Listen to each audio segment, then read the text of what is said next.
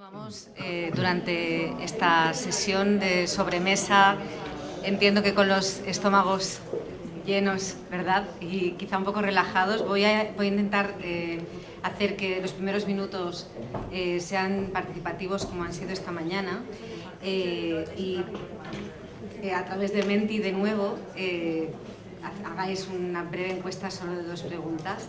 Ahora os explico cómo. Antes de esto quería comentaros que el objetivo de esta sesión es debatir sobre el amplio concepto de transformación de la información y mostrar ejemplos prácticos del uso y explotación de información con un beneficio social. Reflexionar también respecto a posibles nexos de unión entre estas actividades y el papel que pueden tener las bibliotecas o documentalistas en este ecosistema. Y para ello vamos a ir entrevistando también a 4 invitados en esta ocasión. El proyecto CLIA Community Librarian Interaction junto a Clara Chu, a la que llamaremos ahora mismo por Skype.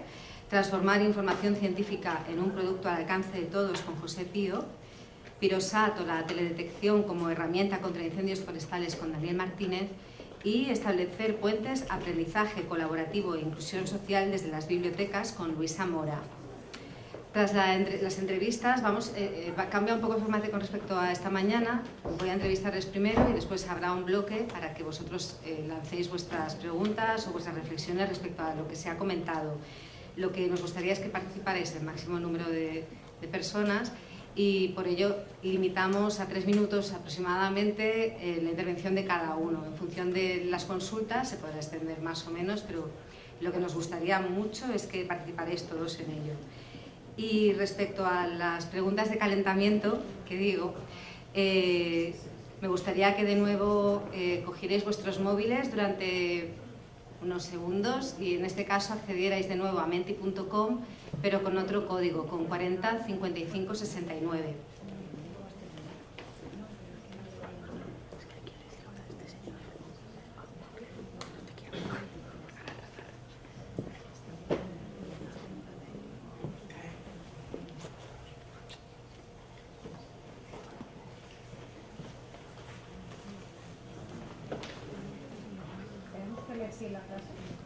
No, son 2 preguntas distintas. Entonces vamos primero por la primera. Dice, ¿podrías decir 3 retos de tu actividad profesional hoy?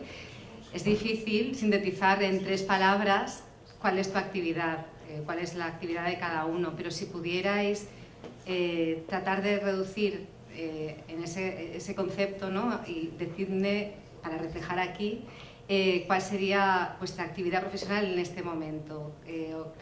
Por ejemplo, podéis, no sé, mi actividad es ilusionar, o mi actividad es formar, o entretener, o archivar, entonces, 3 retos. 3 retos que tenéis en estos momentos en vuestra vida cotidiana en relación con vuestra actividad profesional.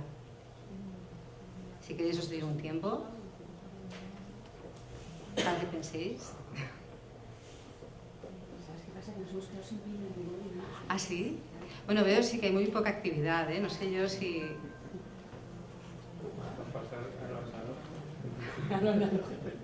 Mira, ya tenemos a alguien que va diciendo cosas, animaos a decir más cosas.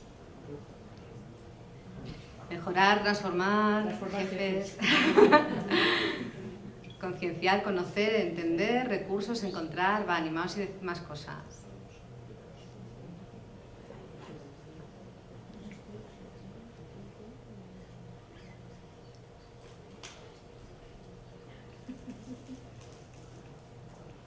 Así vemos, de momento gana que lo que queréis es transformar, conocer, difundir y aprender. ¿Veis qué fácil y qué difícil?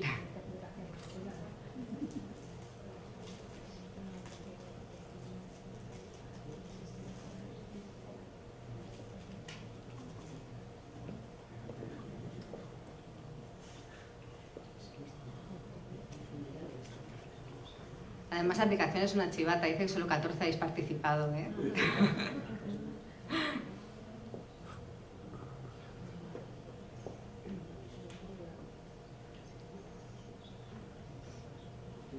Bueno, si queréis paramos ya.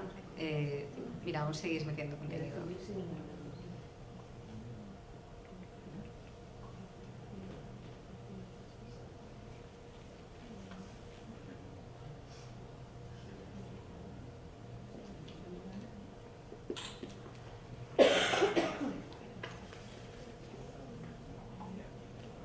Bueno, pues ahí tenéis identificado cuáles son vuestros retos vosotros mismos en la sala. Después os lo pasaremos también. Y ahora, mira, aquí ya hay una persona que ha puntuado, pero elegid la frase con la que más os identificáis. Mi capacidad de maniobra está muy limitada, cuento con recursos y el apoyo de mi organización, quiero poner en marcha nuevos proyectos en mi lugar de trabajo o participo activamente en transformar mi centro.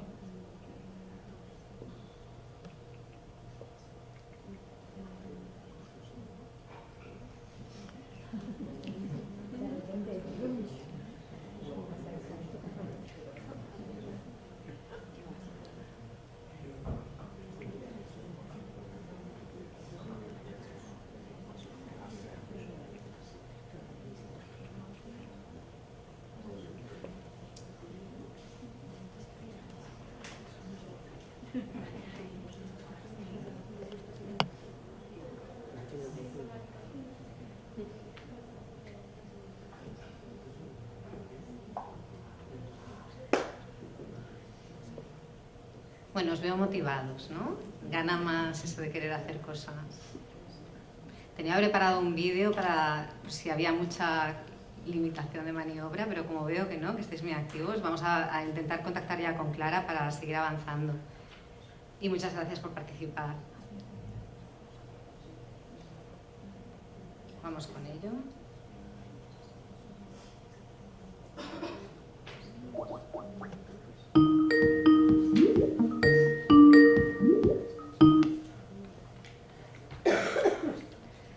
Hola, Clara. Hola. Hola, buenas tardes. Bueno, pues aquí tenéis a Clara. No, tú no los ves, pero tienes aquí a un público escuchándote atentamente. Clara es la directora del Centro Mortenson de Illinois para programas de bibliotecas internacionales y es profesora distinguida en la misma institución desde 2015. Ha ocupado sucesivos puestos de dirección en asociaciones y bibliotecas profesionales étnicas, regionales, nacionales e internacionales y es conferenciante internacional difundiendo el papel transformador de las bibliotecas. Forma parte de la Federación Internacional de Asociaciones e Instituciones de Bibliotecas, de la IFRA, y a lo largo de su amplia trayectoria profesional se ha especializado en el uso de las bibliotecas como herramienta de construcción social y en los sistemas de acceso a memoria colectiva en comunidades multiculturales. En diciembre, Clara estará en Valencia junto a Zoraida Mendy-Wilson-Bendek coordinando un taller y hoy contamos con ella en remoto para que nos hable sobre uno de los proyectos en los que trabaja, que es Community Library Interaction, para transformar las prácticas profesionales del sector.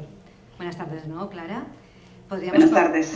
Podríamos comenzar conociendo un poco más sobre el Centro Mortenson. ¿A qué os dedicáis en el centro? Sí, entonces el Centro Mortenson es un centro que se fundó hace más de 25 años y fue por unas donaciones de una pareja, la familia Mortenson. Y nosotros nos enfocamos en lo que es, a través de bibliotecas y bibliotecarios, fomentar la paz, la educación y la comprensión internacional. Entonces, por eso todo el trabajo que hacemos se ha enfocado en capacitar a bibliotecarios en otros países o en los Estados Unidos y en trabajar en proyectos para avanzar en la profesión. ¿Y de qué forma trabajáis esa capacitación a nivel global? En el área global nos hemos enfocado en liderazgo e innovación. Entonces, en el momento hemos terminado un proyecto que ha sido fundado por la Fundación Bill y Melinda Gates, en donde hemos creado una capacitación que es gratis y que se puede bajar por internet, que se enfoca en la innovación y liderazgo dentro de las bibliotecas y es para todo el personal. Entonces, todos que estamos trabajando en bibliotecas y centros de información podemos ser líderes y en ese programa en especial se enfoca en 4 áreas, que es comunicación, liderazgo, innovación y planes de acción. Entonces, cómo cada persona puede mejorar su estilo de comunicación, presentar su plan de acción y desarrollar algo que sí va a funcionar porque lo tienen como una estrategia todo planeado. ¿Y qué te ha conducido a trabajar en los temas en los que estás centrada ahora? Sí, antes de responder a eso, también quería comentar que Cada año tenemos un programa muy especial que es de 3 semanas y media, y en ese programa de capacitación que se realiza en mayo y junio en la Universidad de Illinois, que está a 2 horas y media al sur de Chicago, es una buena oportunidad para bibliotecarios de todas partes del mundo para conocer las prácticas emergentes, las novedades de lo que es la profesión, y además tener la oportunidad de ir a visitar a bibliotecas. Y para las personas que quieren conocer más de este programa, vamos a tener un webinar la semana que viene, el martes a las 9, creo. Tengo que confirmar porque ya ha pasado tiempo, pero yendo a nuestra página web, entonces pueden encontrar la información. Lo que si te comentaba, ¿qué te ha conducido a trabajar en estos temas y qué resultados ves de la gente que participa en estos cursos? Sí, entonces las personas que trabajan en estos cursos han tenido la oportunidad de participar en una evaluación que se hizo por parte de la Fundación Bill y Melinda Gates, porque ellos, como han apoyado muchos de nuestros proyectos, también querían saber de qué impacto tienen estos programas. Entonces, en estos programas se ha realizado que las personas que después de volver a sus países han podido ser líderes, han podido participar de manera más activa en sus asociaciones nacionales, ha podido integrar o introducir innovaciones y además tener promociones en sus propios trabajos. ¿Consideráis que las bibliotecas son anclas con la comunidad y agentes de transformación social? ¿Cómo habéis llegado a esa conclusión y de qué forma contribuyen o pueden contribuir las bibliotecas a ser ese ancla? Sí, entonces desde 2015 aproximadamente, la Asociación Americana de Bibliotecas empezó a usar este concepto, el concepto de bibliotecas como anclas comunitarias o instituciones anclas.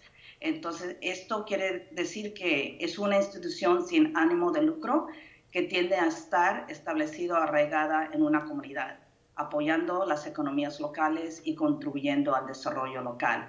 Entonces, en ese sentido, en los Estados Unidos y ahora un poco en Europa se usa este concepto en que se reconoce que la biblioteca es una institución como el hospital, como los colegios y tal, que están muy integradas a la comunidad, que no es como un negocio que tiene un mercado, llega a la comunidad y después cuando no hay mercado se va.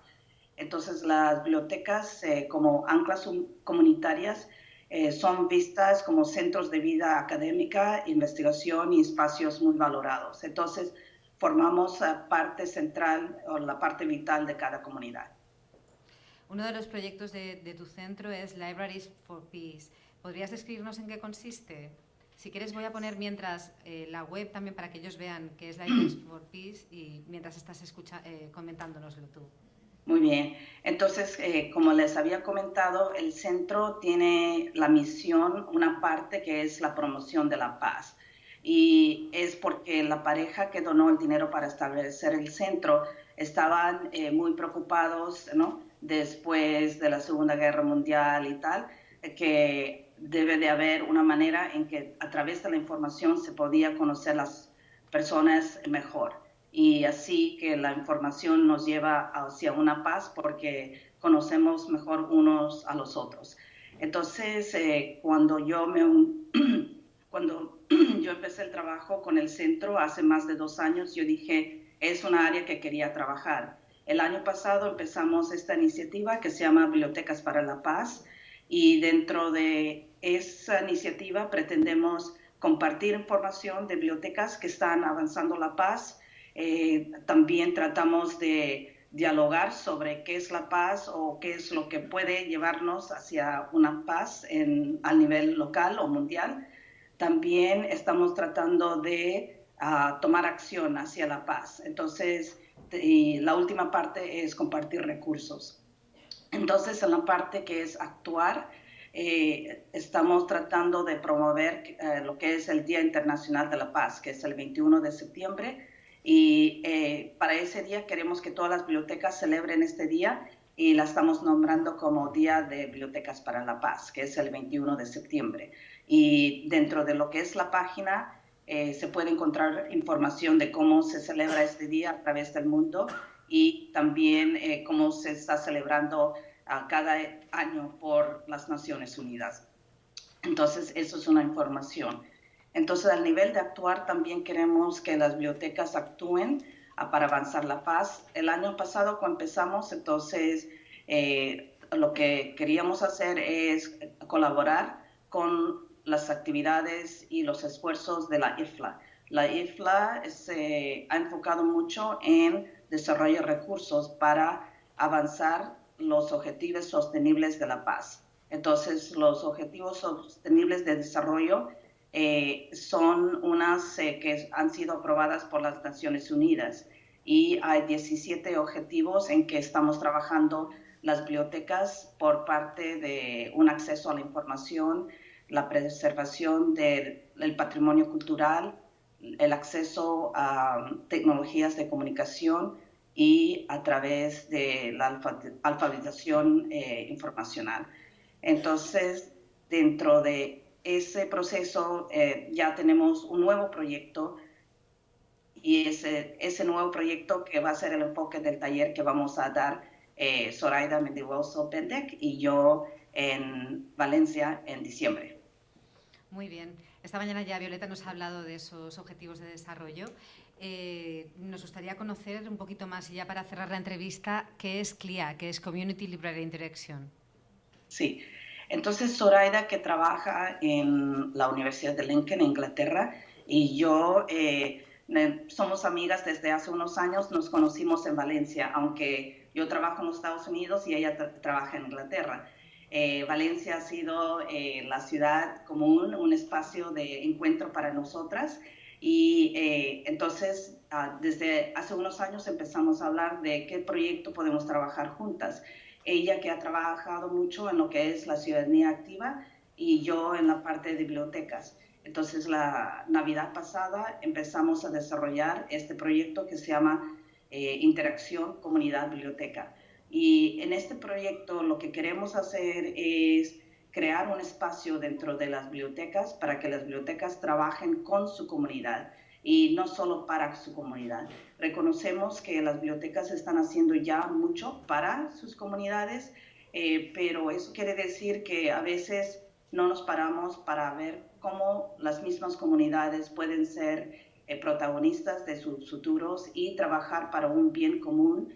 Y entonces en estas conversaciones que queremos que las bibliotecas empiecen a tener y facilitar con sus comunidades, las comunidades se pueden conocer mejor entre ellos, nosotros al mismo tiempo conocemos las comunidades y escuchando sus aspiraciones, preocupaciones o problemáticas, ellos mismos pueden identificar qué es lo que quieren hacer para su propio mejor futuro, un bienestar mejor para ellos y de esa manera de trabajar de manera colectiva con el aporte de la biblioteca para una transformación social.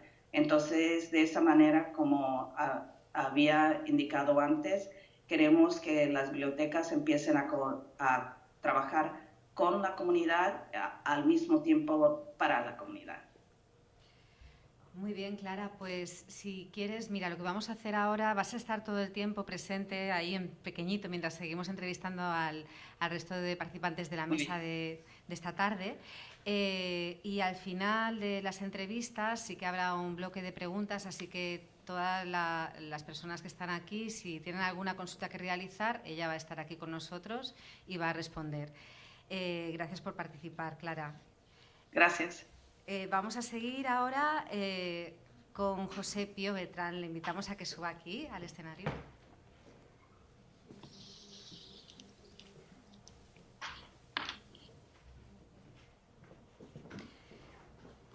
Damos la bienvenida a este investigador y divulgador científico.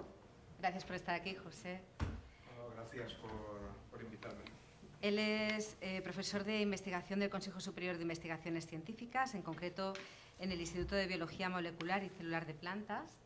Cuenta con una dilatada trayectoria en investigación y divulgación científica. Ha publicado más de 100 artículos de investigación, más de 20 de carácter divulgativo. Es titular de 3 patentes biotecnológicas.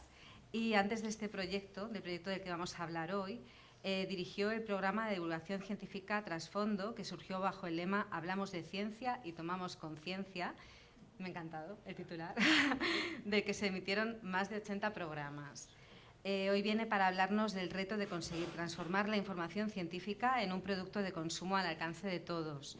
Y ha sido director y presentador del espacio La ciencia en nuestra vida, que es de lo que vamos a hablar ahora, donde conversaba con científicos de excelencia con los que hablaba de las investigaciones que realizan en los centros de ciencia españoles en los que trabajan. Así que antes de comenzar la entrevista vamos a ver este breve vídeo de 3 minutos donde nos hablan un poco de este programa.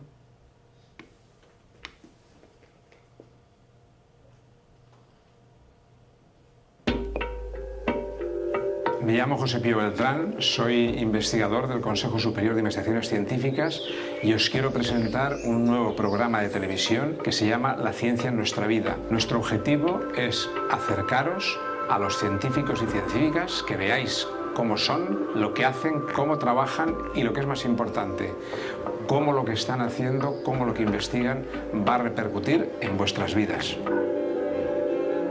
La verdad que es un trabajo apasionante. Toda la primera parte de mi vida científica fue dedicada a la genética forense. Tengo una parte del grupo en ese área trabajando mucho para todas las policías del mundo y para todos los sistemas judiciales del mundo. José María Benlloch ha realizado innovaciones en ingeniería biomédica e imagen molecular que han cambiado la forma de diagnosticar y tratar pacientes con cáncer. Al principio empezamos con esta cámara que hay aquí, con la cámara Centinela. Y entendiendo nuestras diferencias, es como podemos entender algunas de nuestras enfermedades o la predisposición a ellas, porque somos siempre una mezcla de genes y ambiente.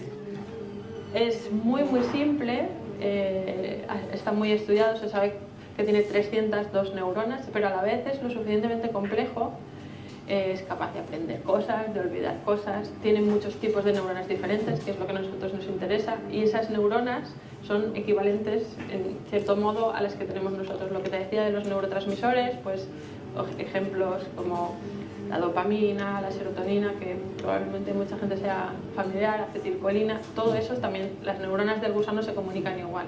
Nos ilusiona muchísimo la idea de pensar que nuestra investigación se puede convertir en una solución a un problema social. ¿Cómo se da ese salto desde un experto en detectar cosas a, oye, que vamos a detectar un cáncer? Yo tenía la inquietud desde el principio que lo que hiciéramos nosotros fuera útil. Por tanto, hubo muchas discusiones con los médicos al principio para ver lo que les podría ser útil. Es una revolución porque cambia el concepto de enfermedad. No va a haber dentro de poco cáncer de pulmón. Tienes un cáncer en el pulmón, pero como el que tienes una fiebre. No va a haber una esquizofrenia. Tienes una alucinación y unos síntomas, pero se va a decir, ah, no, tú tienes este problema en estos genes, tú tienes este problema en esta vía. Y las cosas se van diseccionando y eso va a permitir una medicina más personalizada y mucho más eficaz. Esto es la gran revolución que está viniendo. Y por eso todos esos esfuerzos internacionales impresionantes de secuenciar miles y cientos de miles de genomas. ¿Qué pasa con las costumbres de hoy en día en la gente joven de los fines de semana, beber hasta morir? O sea, el botellón. ¿Podríamos comprender las bases de trastornos como la depresión o el trastorno bipolar en humanos estudiando la formación de las neuronas en un gusano? ¿Podríamos entender las claves de la inmortalidad o de la longevidad estudiando genéticamente cómo funcionan las plantas? ¿Cómo hacer el recorrido desde la investigación de los laboratorios hacia cuestiones que beneficien a las personas?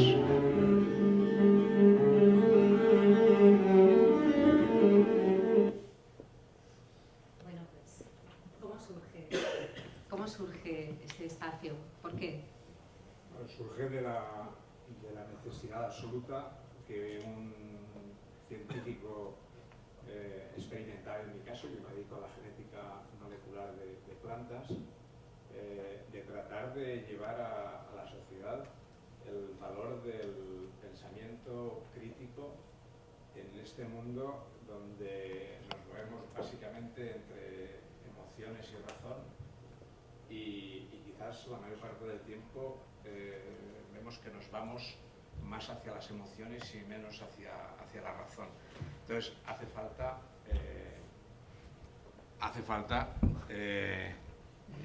o por lo menos yo personalmente, porque esta fue una idea que se origina a partir de mi vida de todos los días, hace falta tener estrategias para hacer más fácil a la gente de la calle entender qué es la ciencia, qué es el método científico, cómo son los científicos, cómo trabajan, qué les preocupa, y además encima tenemos la gran suerte de que hemos alcanzado unos niveles de excelencia científica más que notables, y es que no son científicos que hay que ir a buscar muy lejos, están muy cerca, pero muy cerca aquí en Valencia, pero podría ser prácticamente en cualquier otro sitio de nuestro país.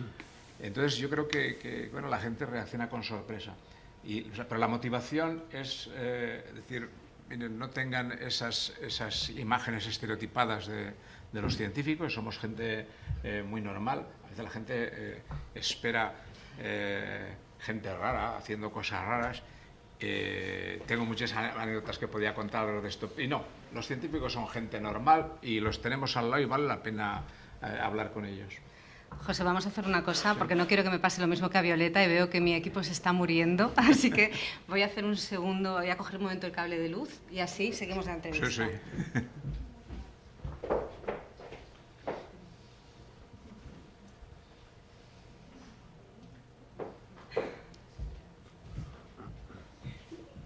Casi, nos quedamos sin ella.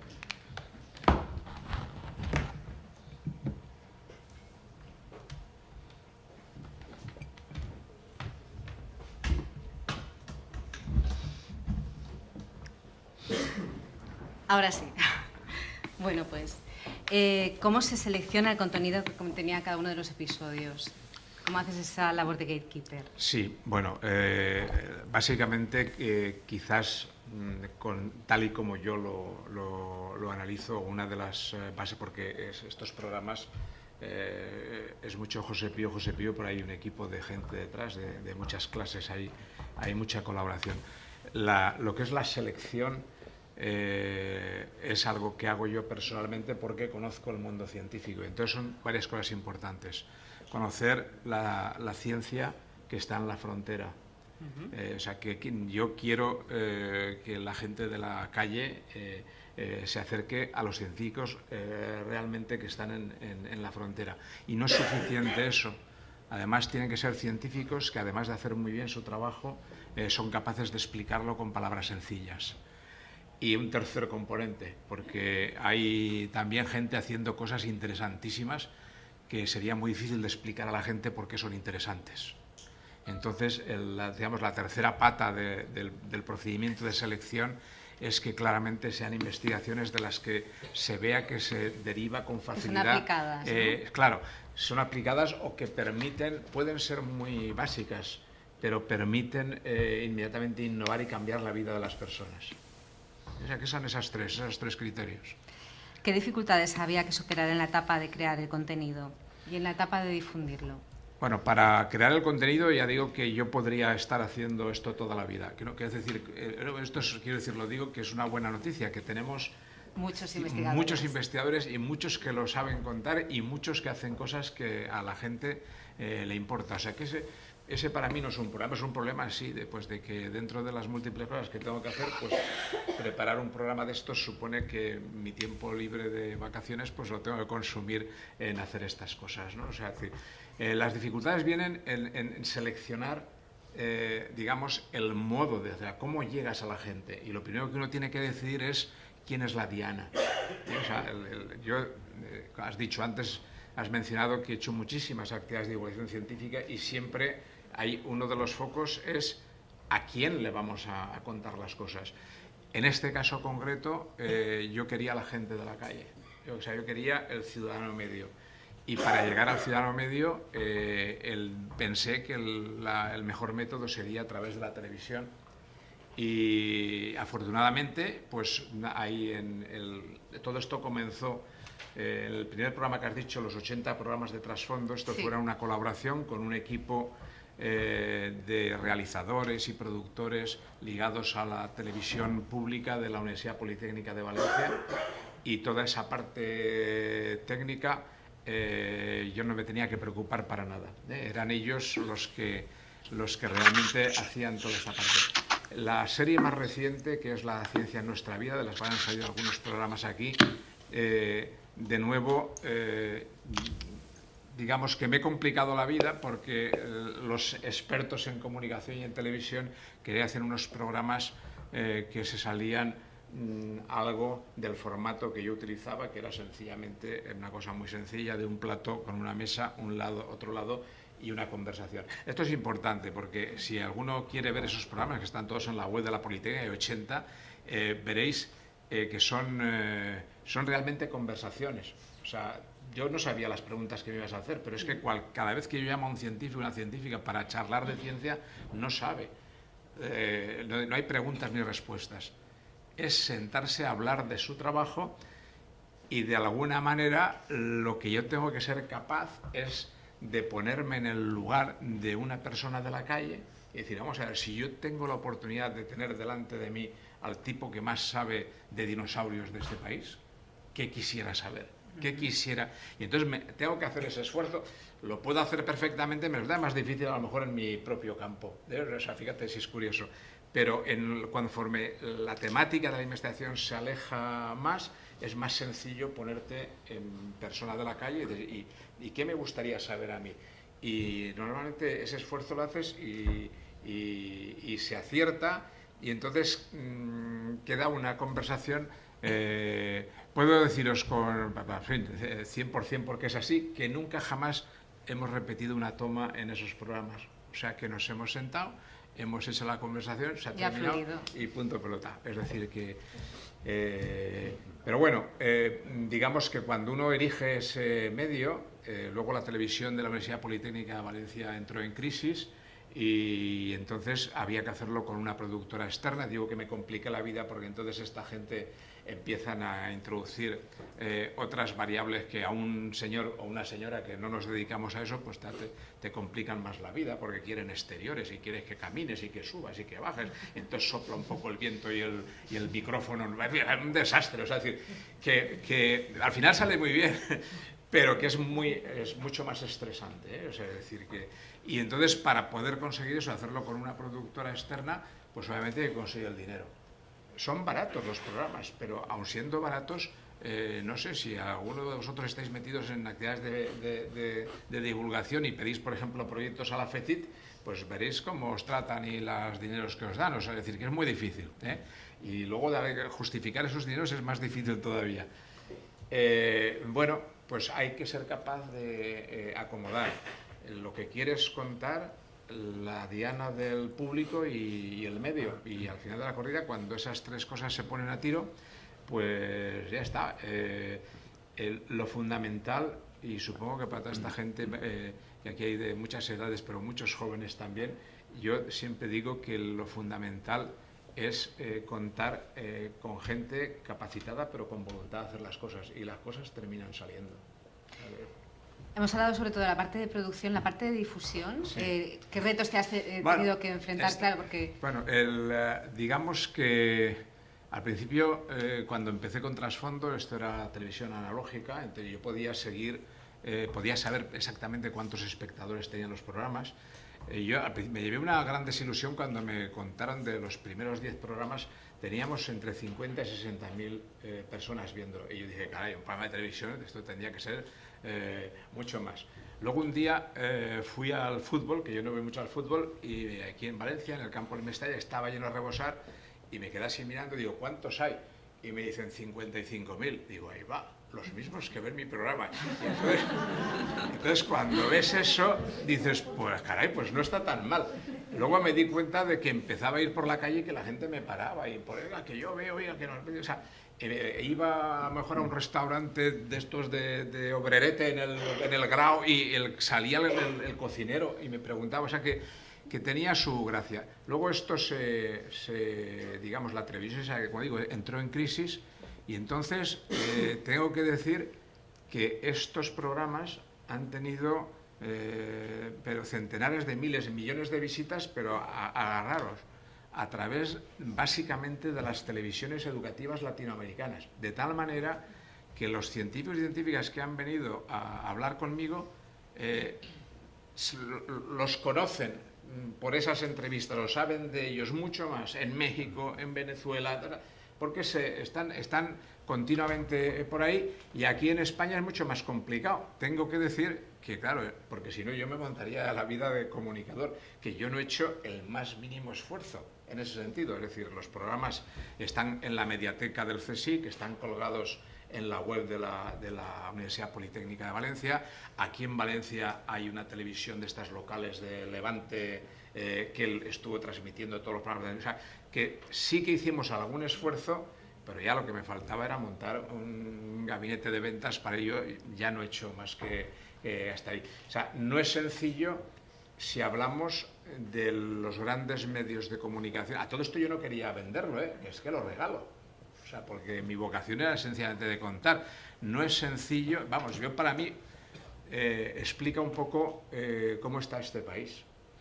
Y vamos a la pregunta siguiente, porque te iba a preguntar si se pueden invertir los términos, si podría haber menos espectáculo y más divulgación en los medios, en los medios de comunicación actuales. Bueno, en tu opinión. Esto es una economía de mercado y la gente la llevan hacia determinados tipos. Yo reconozco que ya poco a poco soy incapaz de ver muchos programas de estos de televisión. Por ejemplo, a mí me gusta oír cantar. Pues esos concursos que hay de gente joven que va a cantar y tal, no los soporto. Pero no lo soporto porque para oír a una persona cantar una canción me tengo que tragar 20 minutos de majaderías que no me importan para nada. Entonces yo ya me voy. Entonces, dicho eso, yo no lo sé qué es lo que se puede hacer, pero si vuelvo al origen de lo que es mi intención y por qué lo hago, pienso seguir haciéndolo. Es decir, que yo creo que es absolutamente necesario que nosotros en el CSIC nos creemos mucho lo de una sociedad que esté fundamentada en el conocimiento. O sea, que es que va con mi trabajo, va con mis genes. Entonces, bueno, lo que pasa es que uno pues se esfuerza, llega donde llega.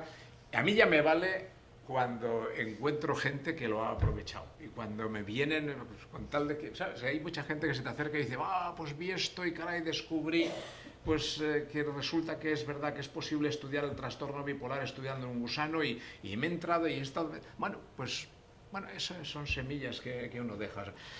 A nivel global es complicado, ¿eh? Yo en este país no creo que esté en su mejor momento y sí, vamos, no quiero irme demasiado por ahí porque estamos todos muy aburridos de ese tema, pero lo que está pasando en Cataluña con las emociones, es decir, eso es el ejemplo claro de cómo un tema que nos importa muchísimo se está basando al final solamente en emociones y no en razones. Bueno, pues yo creo que hay que trabajar para que la razón tenga su sitio.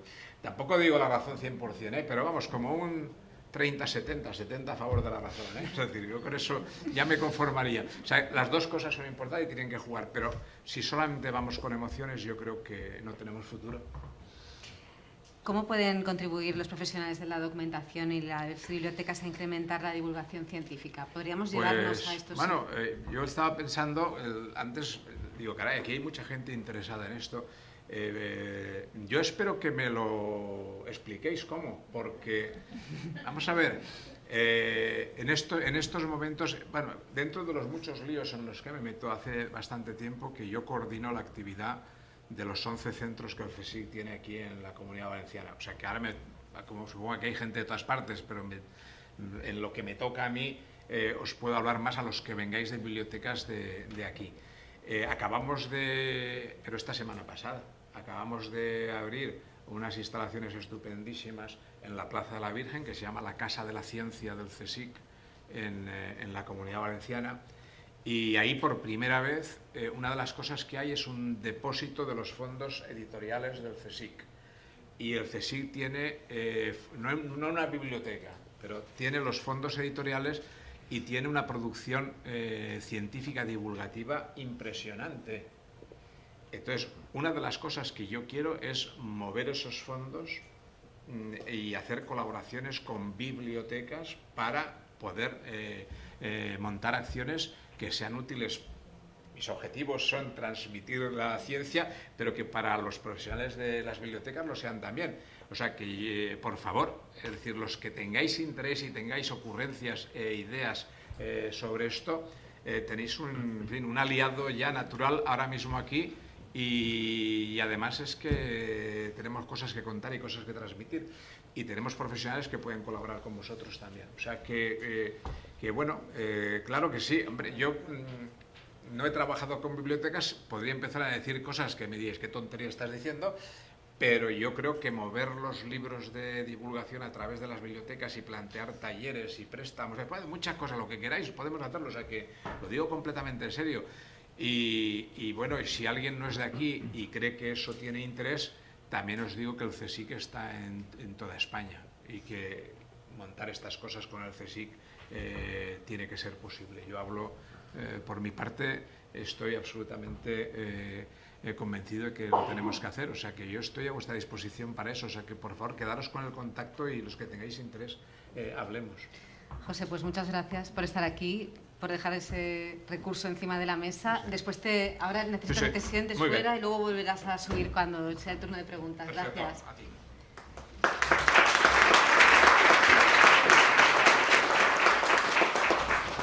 Invito ahora a que suba al escenario a Daniel Martínez.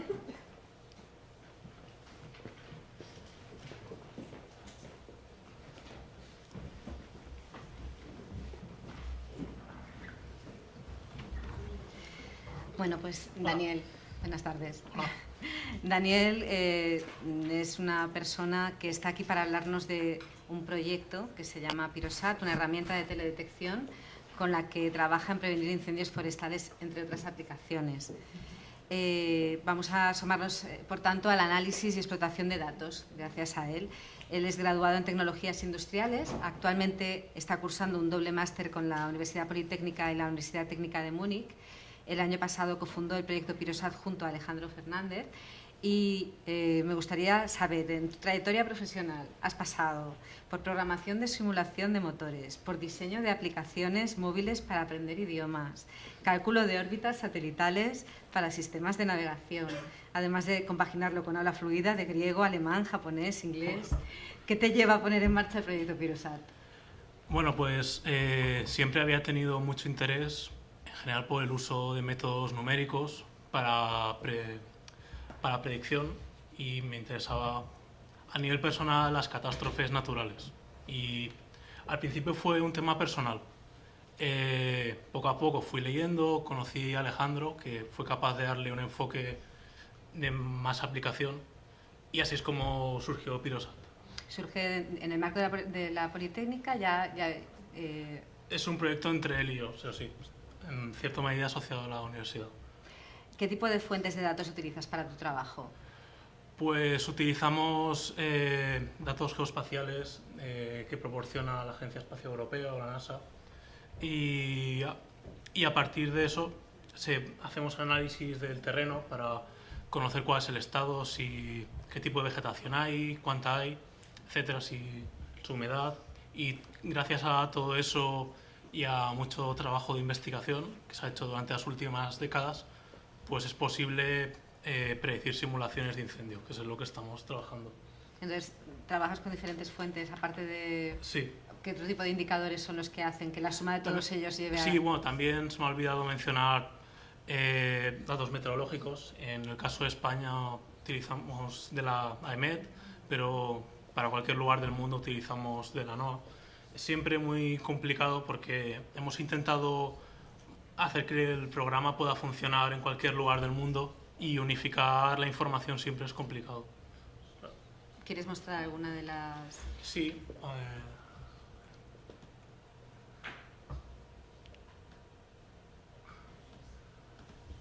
Bueno, este sería el producto final, que es una simulación. Esto fue durante los incendios de Galicia, de octubre, en particular en Degaña. La parte izquierda es el incendio superficial, con la predicción del avance, y la parte derecha, que le cuesta un poco más, es el incendio de las copas de los árboles. Y este tipo de herramientas pretendemos que puedan servir de utilidad para bomberos y para dispositivos de emergencia. España es el país del mundo que tiene más unidades de extinción de incendio por superficie forestal y, sin embargo, sigue siendo un problema de gran magnitud. En cierta medida, una de las razones principales de eso es porque se utilizan de una manera muy poco óptima. Es necesario emplear herramientas como la nuestra, por ejemplo, intentamos que sea así, que permitan optimizar su uso, como se hace en otros países, sobre todo en Norteamérica. ¿Cómo tienes esta información y de qué forma la gestionas para que después preste un servicio útil? ¿Cómo sería este? Nuestro software toma información de distintas fuentes, como te he comentado. Pues, por ejemplo, para ese incendio tomamos datos de estaciones de la NOAA de Estados Unidos y también de la EMET, y utilizamos datos del terreno de un mapa que se hizo con un satélite en China en el 2011, que es el de mayor resolución del mundo, y también el mapa que genera anualmente la Estación Espacial Europea de terreno. Y a partir de ahí, con nuestro algoritmo, modelamos cuál es el estado del terreno, el estado de las plantas, y a partir de un foco es como predecimos la evolución. Exacto, entonces lo que podéis hacer con la herramienta es predecir futuras, por ejemplo, en este caso, sí, a partir del análisis que habéis hecho de lo que ha sucedido, ¿podéis prever cómo puede suceder a futuro? O... Sí, claro, puedes ver cómo va a evolucionar el incendio. Hacemos otros parámetros, como puede ser altura de llama, etcétera, y eso puede ayudar a priorizar las tareas de extinción, que se centre en los puntos críticos a partir de los cuales puede convertirse el incendio en un evento mucho más violento. ¿Cuáles son las mayores dificultades que debes abordar en el tratamiento de información? Pues sobre todo unificar datos de distintas fuentes y también hay que estudiar el error de las ecuaciones que utilizamos, y en general calibrar todo eso es muy complicado. ¿Y qué facilitaría tu trabajo?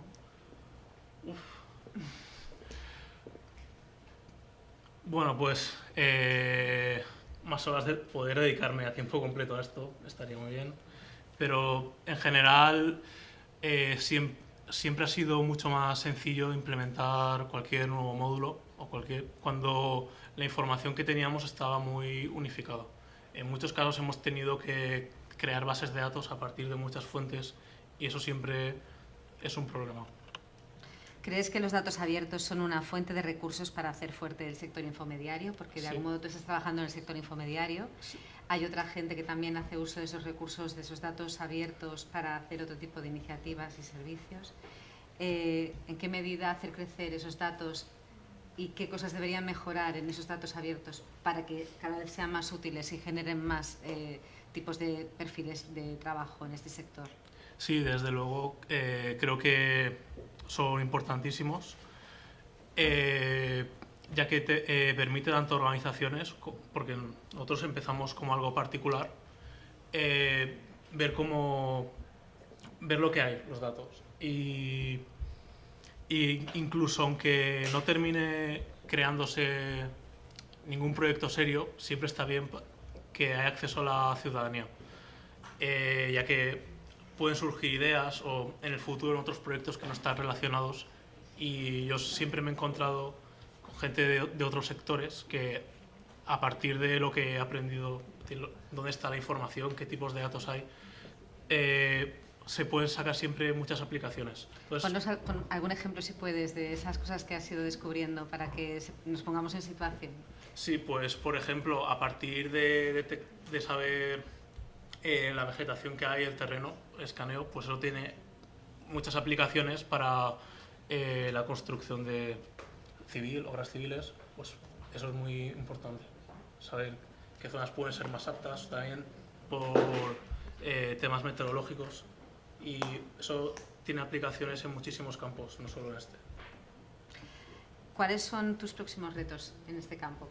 ¿Dónde está Pirosat ahora y dónde queréis llegar? Pues nos gustaría extender este sistema de predicción y que terminase siendo algo parecido a lo que existe hoy en día con las tormentas o los huracanes, que pueda haber predicciones de incendios y que sean suficientemente fiables como para que los dispositivos de emergencia se guíen por ellas y sea un elemento importante en la toma de decisiones. Dado que, tal y como has planteado al principio, vuestro objetivo no es que sea algo local, queréis que de alguna forma eso sea uniforme y que podáis establecer esos análisis a nivel global. ¿Contáis con apoyo, aparte de vosotros dos, bueno, y el tercer socio que comentaste, para llevar adelante, para hacer crecer este proyecto y hacer viable el proyecto? Próximamente vamos a trabajar en Andalucía en un proyecto de implementación, para implementar esto en Doñana, y pensamos que estando en contacto con instituciones, primero a nivel estatal, pues si se demuestra que son útiles, puede ser muy beneficioso. También tenemos un par de proyectos que aún no han terminado de salir oficialmente en la Comunidad Valenciana, pero esperamos que si hay una buena experiencia y es positiva, pues se pueda extender más. Daniel, pues muchísimas gracias por acompañarnos. Lo dicho, ahora en un ratito te llamamos para que estés aquí en mesa también, por si hay preguntas para ti. Muchas gracias. Gracias. Luisa es filóloga y facultativo de bibliotecas, es directora desde 2011 de la Biblioteca Islámica Félix María Pareja en la Agencia Española de Cooperación Internacional al Desarrollo, la AECID, biblioteca galardonada en 2015 con el premio UNESCO Sharjah por su compromiso en favor de la difusión de la cultura árabe en el mundo. Previamente, su amplia trayectoria profesional recaba en entidades como la Biblioteca Pública del Estado de Guadalajara, el Instituto de Patrimonio Cultural Español o la Subdirección de Coordinación Bibliotecaria del Ministerio de Cultura. También cuenta con amplia experiencia en el ámbito editorial público y privado, en la crítica literaria y la promoción de la lectura. Gracias por estar aquí de nuevo. Un placer. Gracias pues, a vosotros. Nos gustaría que nos pusieras un poco en contexto, Luisa. ¿Cómo encontraste la biblioteca cuando asumes su dirección y mientras voy preparando la presentación?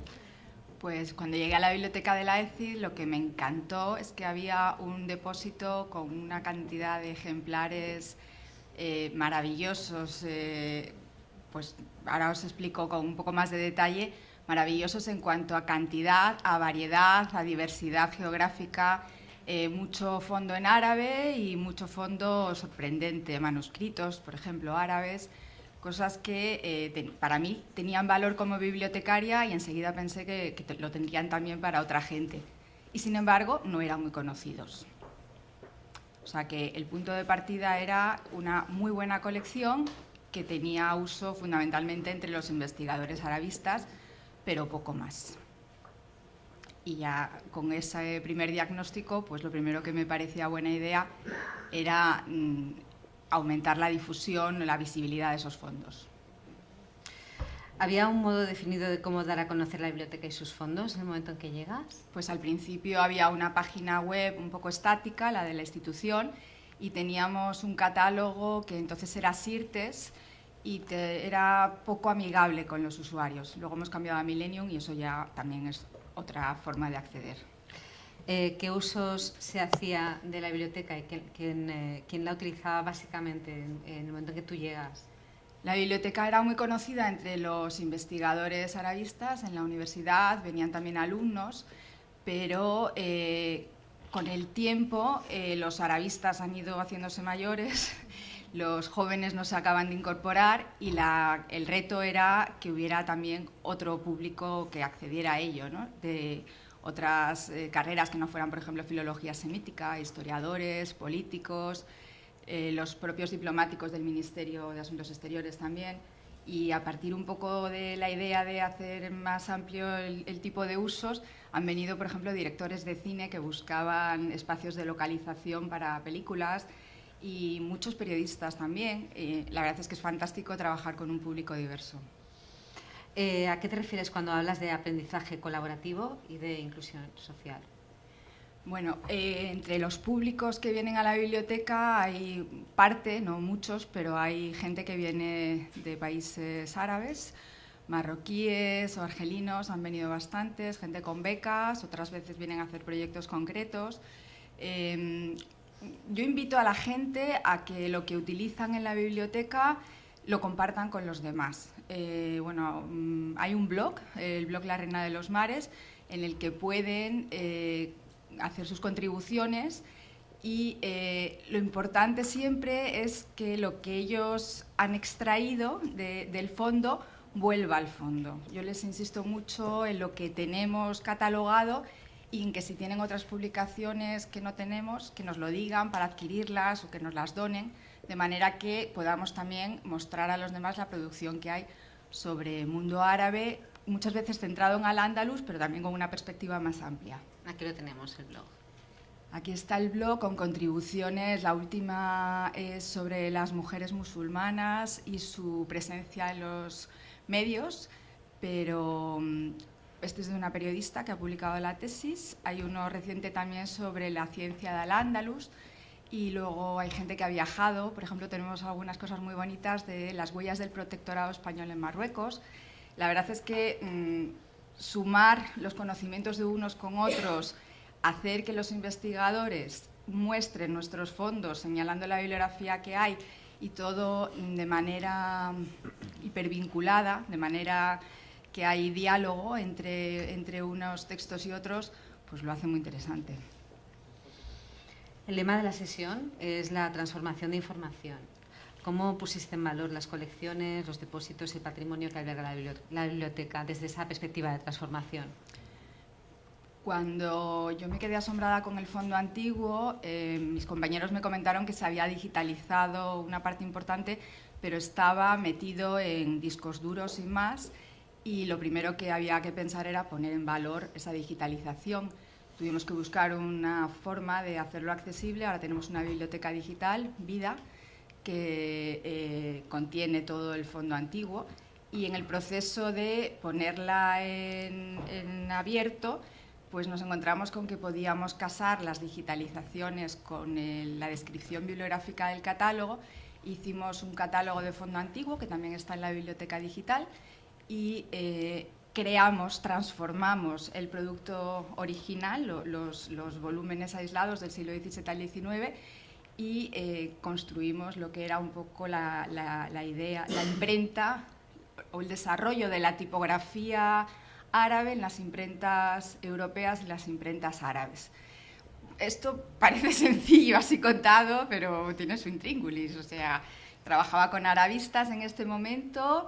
No tengo aquí un ejemplar para enseñaros, pero la verdad es que os animo a consultar la biblioteca digital porque aunque sean letras árabes y aunque se lean del revés, tienen una belleza tremenda, ¿no? Nos entusiasmamos con la caligrafía.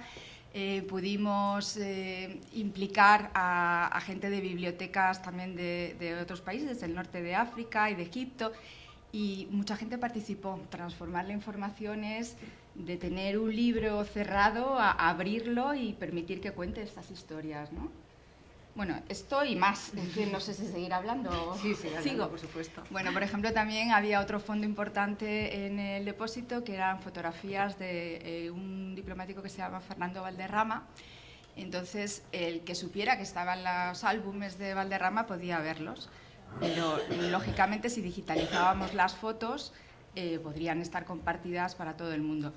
Este proceso de digitalización se hizo en la ECID, no con los mejores medios, no con el formato más adecuado, lo suficiente para compartirlo. También está en nuestra biblioteca digital ahora y ha dado lugar, por ejemplo, a un artículo muy interesante sobre los fotógrafos del protectorado. No había nada publicado en ese sentido. Ha dado paso también a otras publicaciones como la que hizo Iberdrola sobre el protectorado, y hemos participado en un proyecto de la Biblioteca Virtual de Andalucía, también sobre los puentes culturales, sobre la educación en el protectorado. Entonces, hemos transformado un material que estaba encerrado en un depósito en historias vivas, y también ha servido para atraer otras donaciones de tipo gráfico a la biblioteca. ¿Hay un antes y un después del premio UNESCO Sharjah en la biblioteca? Bueno, la verdad, o para mal. La verdad es que conseguir el premio fue un sueño. En la institución todo lo que supuso el premio se vivió como algo inesperado, porque tuvimos muchas entrevistas en la televisión y en la radio y hubo como mucho movimiento. Nos pidieron también que hiciéramos una exposición sobre los tesoros de la biblioteca y creo que después nos hemos quedado un poco parados. O sea, que realmente el efecto de seguir creciendo y seguir con proyectos no ha tenido el eco que podría haber tenido. Eso es un poco sorprendente. Pues eso sería una de las cosas, de los mayores retos que tienes en estos momentos, hacer que otra vez haya mayor difusión. ¿Cuáles serían los retos? Sí, esta mañana cuando decía Carmen que lo importante es mantenerse y continuar, quizás cuando has conseguido algo así tan grande, digamos que tus expectativas son altas y mantenerse en el trabajo diario y no perder fuelle es un reto, es un verdadero desafío. ¿Y de qué te sientes orgullosa en este proceso? Bueno, yo creo que lo más importante en la biblioteca, aunque he hablado mucho de las colecciones, es que tenemos una muy buena red de usuarios. Los arabistas de siempre y los jóvenes nos han apoyado en todo momento, con ideas, con contribuciones, con donaciones generosas. Cualquier cosa que hagamos depende de ellos, lógicamente, ¿no? Y me siento orgullosa de las conversaciones que hemos generado, de la capacidad de escucha, de muchas de las cosas que se han estado diciendo aquí también, de haber podido entender lo que necesitaban los profesores universitarios, apoyándoles en las investigaciones, de priorizar. Muchas veces no sabes si es más importante catalogar el libro que ha llegado y que está encima de tu mesa esperando o perder 3 días en encontrar el dato del rey Al-Mutamid, que no sabes muy bien si se hacía de una forma o de otra, no sé qué fecha. O sea, hay cosas complejas a veces y en la vorágine del día a día tienes que tomar decisiones como la de que el investigador que recurre a ti está buscando una autoridad y un apoyo y ese es el que tienes que prestar en ese momento, ¿no? De lo que te queda por hacer, ¿dónde vas a poner el énfasis en el corto plazo?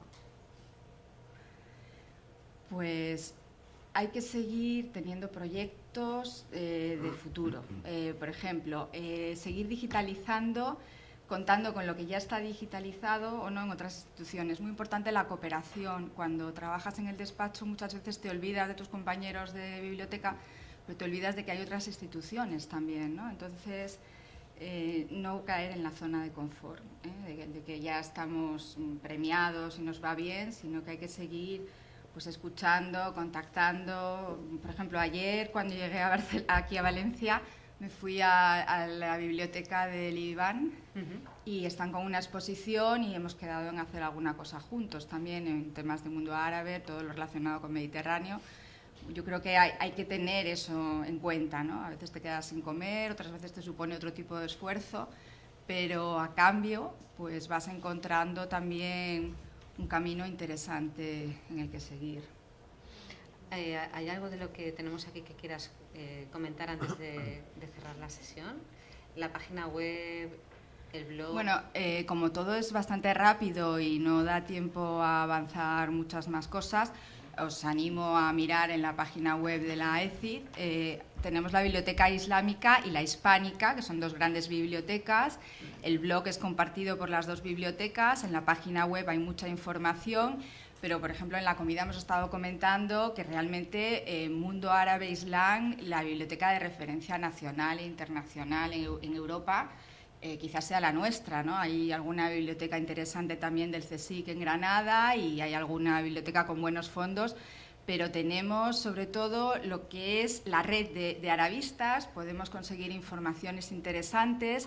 Por ejemplo, en el blog hay también algunas ideas interesantes cuando se habla de islamismo, de mujeres, de conceptos que a veces no son tan claros. Entonces, bueno, os animo a que nos sigáis y que nos aprovechéis si podéis. Yo creo que eso es una ventaja. Ser una biblioteca especializada con buenas prácticas, incluso en la catalogación. Yo sé que muchas bibliotecas públicas pues crean secciones para inmigrantes o necesitan materiales específicos y desde luego es una puerta a la colaboración que también estaría bien iniciar en algún momento. Luisa, pues te quedas aquí. Gracias por estar aquí con nosotros. Invitamos a José y a Daniela que suban también. y ahora toca el momento de que vosotros lancéis vuestras reflexiones o consultas a nuestros 4 participantes en la mesa. ¿Tenéis alguna consulta que hacer a alguno de ellos? Va, animaos. Muy bien, tenemos una por aquí. Clara, ¿nos oyes bien, verdad? Sí. Vale, perfecto. Gracias.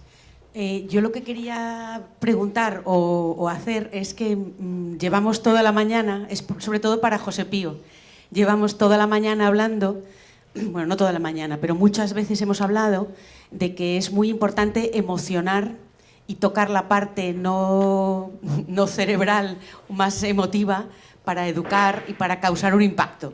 Y ahora llegas tú, científico, y nos dices que hay que poner mucho más de cerebro y de estas cosas. Entonces me gustaría saber tú qué opinas sobre esta versión que tenemos nosotros de que para formar y para que la gente aprenda hay que tocar el corazón y las emociones. Pues estoy completamente de acuerdo. Lo único que pasa es que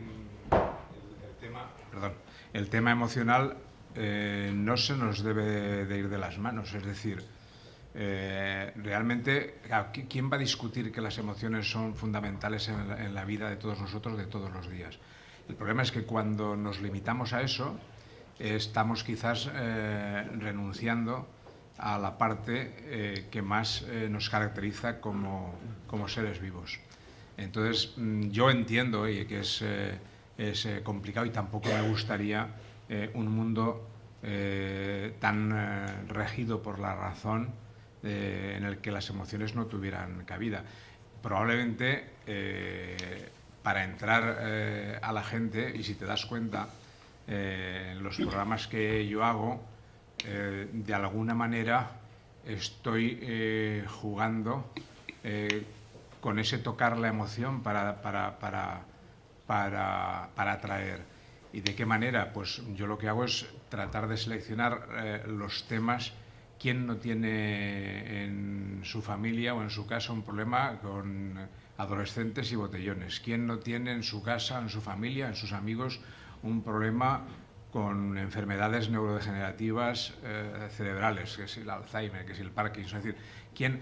Entonces, claro, yo más que decir, créanme ustedes que es muy importante comprender si existe el bosón de Higgs, que es más difícil de explicar, sobre todo cuando uno tiene que contar los dineros que cuesta investigar el bosón de Higgs. Yo fui a un físico teórico aquí, me mataba, pero pues creo que la manera de atraer a la gente sencillamente hacia una parte que creo que es fundamental para vivir, que es el raciocinio, pues es, claro, tocas las emociones, pero luego tienes que poner todo en valor. Me has oído que he dicho un equilibrio, he dicho un 30-70, también compro un 40-60, va. ¿Alguna otra consulta? ¿Reflexión respecto a lo que ellos han comentado? Clara, desde el otro lado del Atlántico, ¿has estado escuchando? ¿Quieres comentarnos alguna cosa? No, creo que todo es importante porque estamos trabajando de diferentes maneras, ¿no? De usar como el proyecto de Daniel, usar datos para que nos pueda ayudar en asuntos muy críticos. Y también el trabajo de José de conectar lo que es ciencia con un discurso, ¿no?, cotidiano. Entonces, creo que todo el trabajo que estamos haciendo está tocando la parte cultural tanto como la parte intelectual. Entonces, de así trabajamos todos juntos para mejorar el mundo y creo que eso es la parte bonita.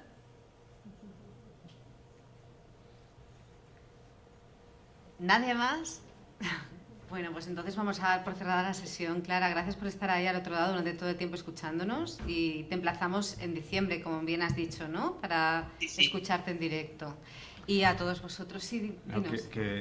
Es que los que me conocen lo saben, que yo nunca hablo en vano, que por favor, que lo que he dicho de que aquel que piense que podemos hacer cosas juntos, que contacte, que es de verdad, que me gustaría mucho.